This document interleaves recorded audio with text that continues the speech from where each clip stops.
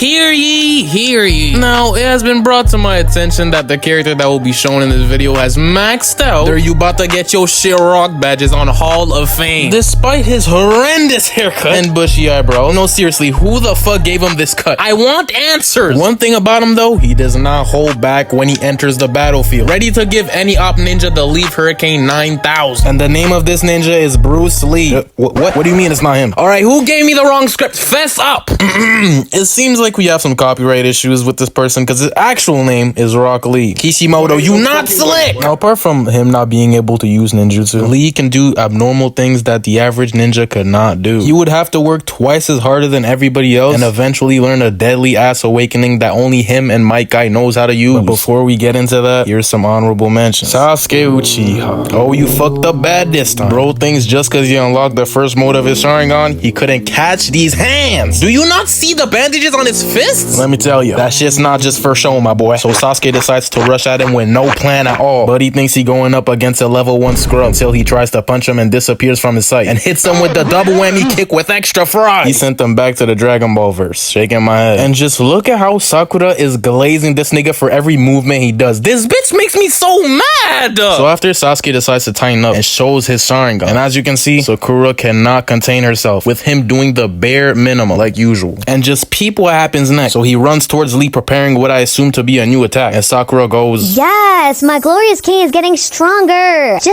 I just know he won't disappoint me this time. Ooh, I can feel my Budissi getting wetter by the second. Well, she must have forgot who he fighting, cause Buddy hit him with the same move twice. He said, fuck your Sharingan, nigga, put your paws up. And gave him the calzone kick, sending him back to Papa John's pizzeria. So after Rock Lee says, nigga, is this the best your clan has to offer? If so, then prepare to get your ass beat in front of your bitch, nigga. And I'ma take her number after this. But the shit talking does not end there. Cause while Sasuke is trying his best to hit him, he ducks all of his moves while explaining what he will do to him in a few seconds. The level of disrespect this 13-year-old kid is doing is beyond.